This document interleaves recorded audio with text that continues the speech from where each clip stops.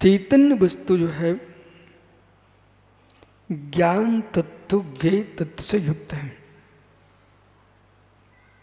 चैतन्य वस्तु ज्ञान तत्व ज्ञेय तत्व से युक्त है। जड़ वस्तु मात्र ज्ञेय तत्व से युक्त है, ज्ञान तत्व शून्य है। मोक्ष ज्ञान तत्व ज्ञेय तत्व में भिन्नत्व को जानना भेद विज्ञान है, और ज्ञान तत्व ज्ञेय तत्व को जान करके जड़त्वभूत ज्ञेय तत्व को चैतन्य ज्ञान तत्व से पृथक कर देना, इसका नाम मोक्ष है।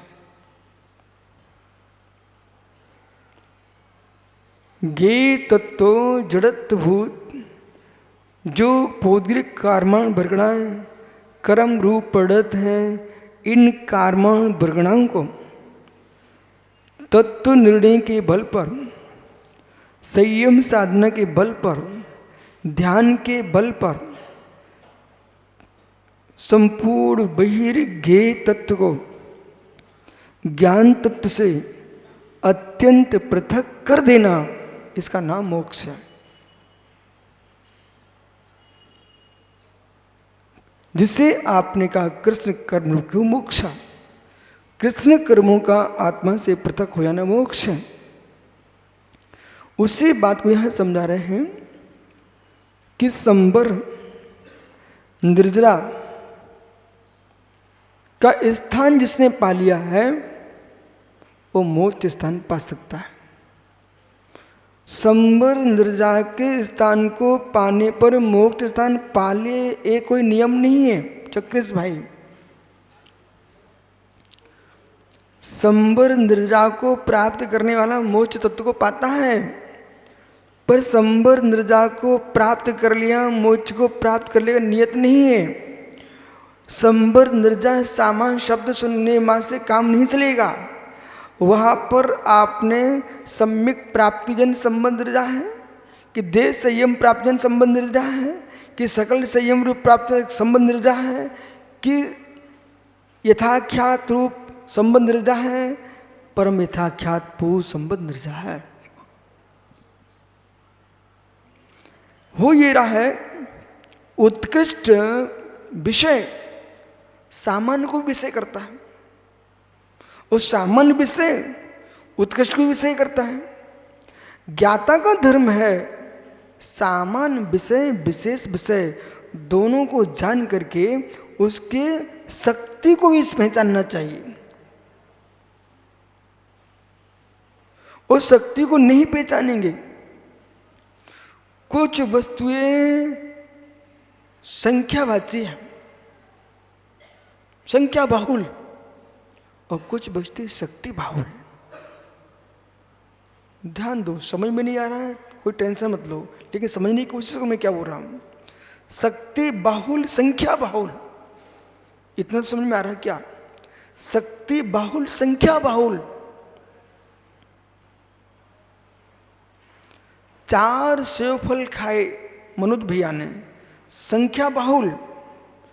1 गिलास दूध पिया है, शक्ति बाहुल। अब तो समझ में आ गया। संख्या बाहुल शक्ति बाहुल। चक्रेश बहिरंग 12 तपों को तपा जीव ने, अंतरंग में ध्यान तप को मात्र तपा जीव ने। संख्या बाहुल शक्ति बाहुल।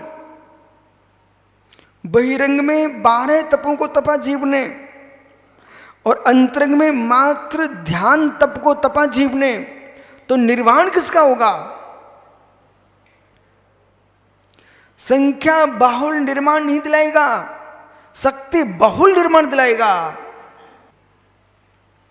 परिणामों में विशुद्धि की प्रचंडता बनाइए। साक्षात भैया, परिणामों में विशुद्धि की प्रचंडता बनाइए और विशुद्धि की प्रचुरता, विशुद्धि की प्रचंडता के लिए, प्रचंडता के लिए चाहे नवीन हो चाहे प्राचीन हो, वस्तुओं से राग दूर करना पड़ेगा। चाहे सुंदर हो चाहे असुंदर हो, वस्तुओं से राग दूर करना पड़ेगा। चाहे अपने हों पराए हों, व्यक्तियों से राग दूर करना पड़ेगा। यानी जैसे राग बढ़ेगा वैसे तुम्हारी साधना की शक्ति क्षीण होगी, भक्तों की संख्या दिखेगी बढ़ती, विशुद्धि की संख्या घटती मिलेगी। विशुद्धि में लीन हो, भक्त दर्शन करके चले गए, तुम्हारा कुछ नहीं बिगड़ेगा। भक्त बनाने की आंख खुल गई, 100% मानिए विशुद्धि की आंख बंद हो चुकी है।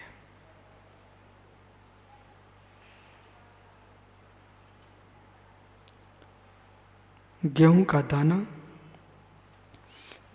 दाना जब बाल में आता है, कच्चा होता है, यूं दबा दो दूध निकलता है।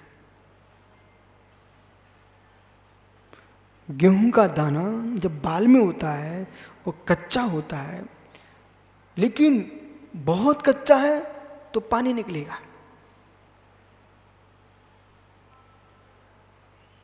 अर्ध कच्चा हो चुका है तो दबाने पर दूध निकलता है। वही दाना पक जाए, न पानी निकलता है न दूध निकलता है, अब तो पीसने पर आटा ही निकलता है। भैया सुधीर जी मित्र, यही धारा है तत्वज्ञानी जीव की।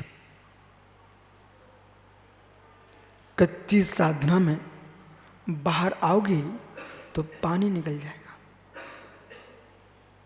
अर्ध कच्ची में आओगे तो जगत की भीड़ का दूध निकल जाएगा। साधना पक्की होगी, दुनिया जैसे गेहूं की आटे की रोटी खाता है, ऐसे तुम्हारे केवल्य की दिव्य धुनी सुनेगा और आप फिर भी दुनिया से दूर होंगे। इसलिए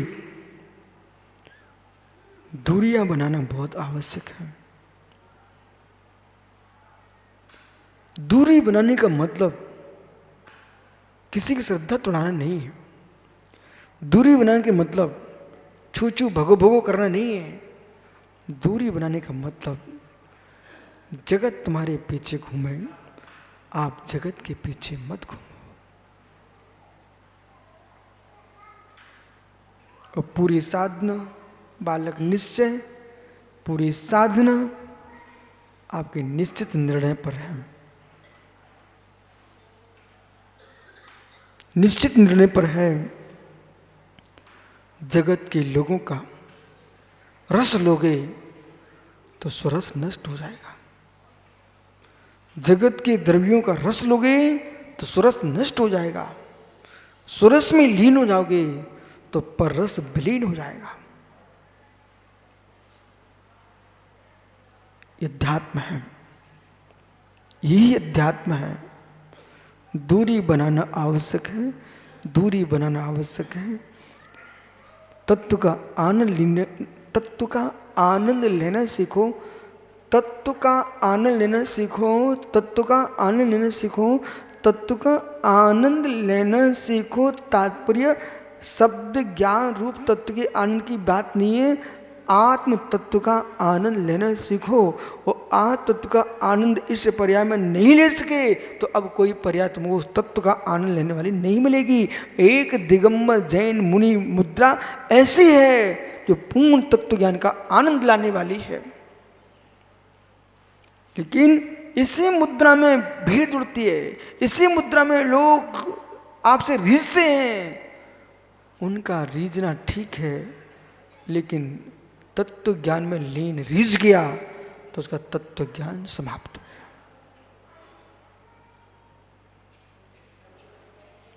समाप्त हो गया। करो खोज। इसलिए मुनिचर्या, मुनि वृत्ति, उपाध्याय आचार पद से शून्य,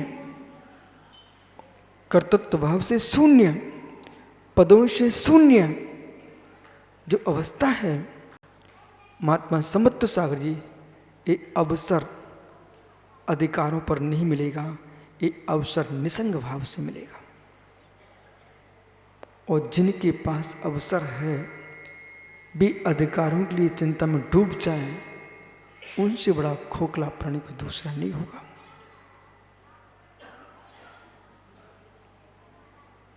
बैठ गए, आहार करके आए, आंखें मीची, बैठ गए कि 2 घंटे निकले, 3 घंटे, 4, कितने निकल गए, कोई प्रयोजन नहीं।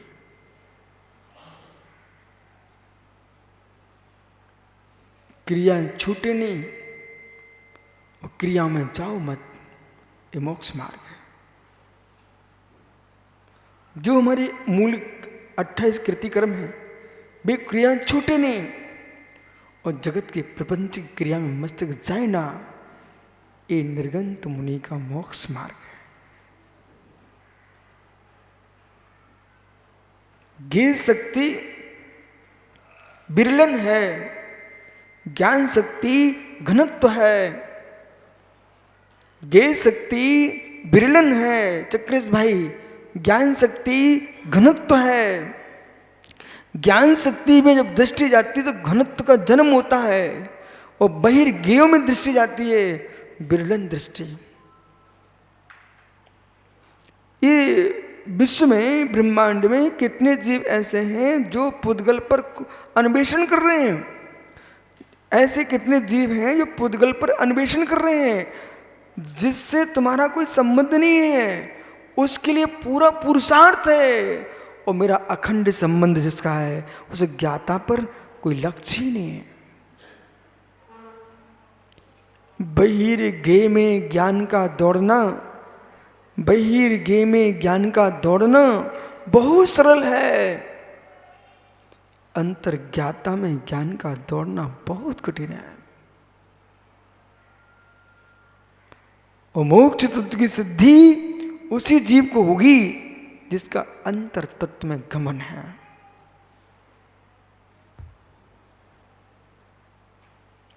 इतिहास को लवकुश जानना चाहिए, इतिहास को जानना चाहिए, पर इतिहास तुम्हारी इति नहीं है, निज का वर्तमान का लक्ष्य पवित्र होना चाहिए। इतिहास को जानिए। एक ग्रंथ में लिखा कीचक नरक गया, एक ग्रंथ में लिखा कीचक का मोक्ष हो गया। कितना उल्टा हो गया। एक ग्रंथ में कीचक का मोक्ष हो गया, एक में नरक चला गया। एक ग्रंथ में लिखा है कि अभी अरिजीत सागर जी, अभी भगवान महावीर स्वामी को मोक्ष गए, 2500 वर्ष ही हुए हैं और एक ग्रंथ कह रहा है कि मात्र भी 2500 वर्ष ही बचे हैं।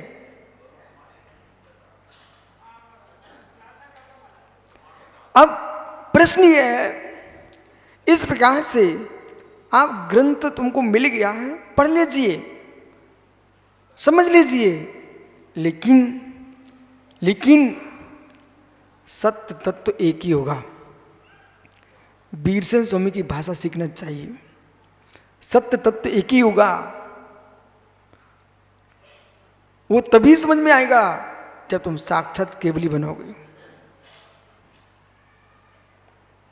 इसलिए चाहे 2500 वर्ष बचे हों, चाहे 2500 वर्ष निकल गए हों, इनसे तुम्हारा कल्याण कुछ भी नहीं हो रहा है। आप तो ये मान करके अपने में लीन हो जाइए कि मेरी आत्मा पंचम काल में ही समझ जाए, छठवें काल में न जा पाए।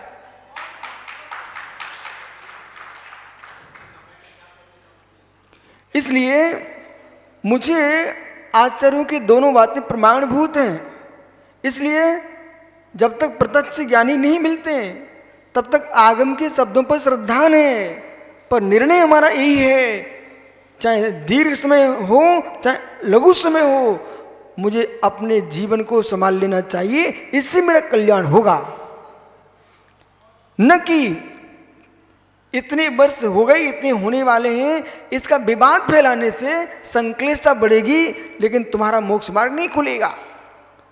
और मोक्ष मार्ग देखना चाहते हो, उभय प्रमाण मान करके मध्यस्थ हो जाइए।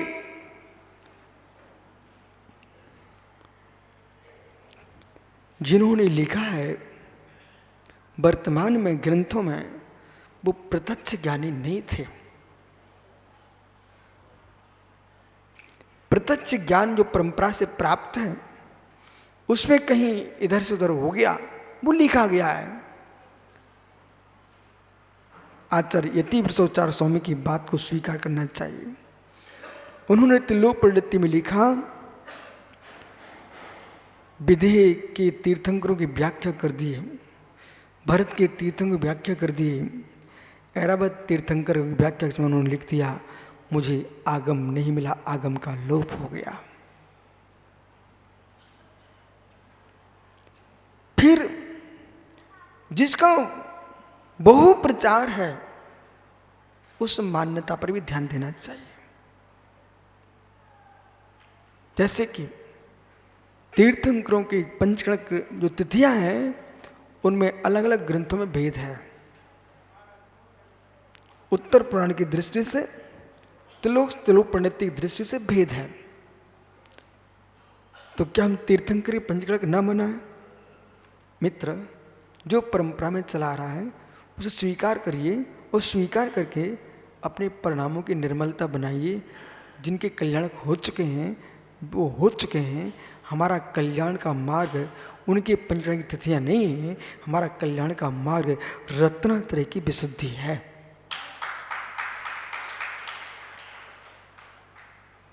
इतिहास जानना चाहिए, पर इतिहास में विशुद्धि की जान नहीं दे देना चाहिए।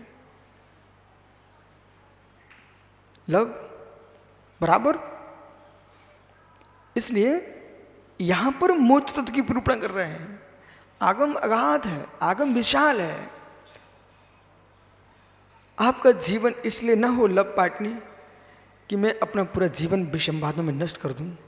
जीवन मेरा इसलिए हो, हम आगम को समझ करके, भावों की विशुद्धि बना करके अब संवाद स्वरूप को प्राप्त करने के लिए मेरा जीवन पूर्ण हो। विद्युता दिखाना मोक्ष मार्ग नहीं है। विद्युता दिखाना मोक्ष मार्ग नहीं है। विद्वान बन के रत्नात्रय का पालन करना मोक्ष मार्ग है। इसलिए यहां पर मोक्ष तत्व की निरूपण कर रहे हैं। यहां पर आचार्य जैसे स्वामी मोक्ष तत्व की निरूपण कर रहे हैं। वो मोक्ष तत्व ज्ञेय तत्व है, स्यात् ज्ञान तत्व है।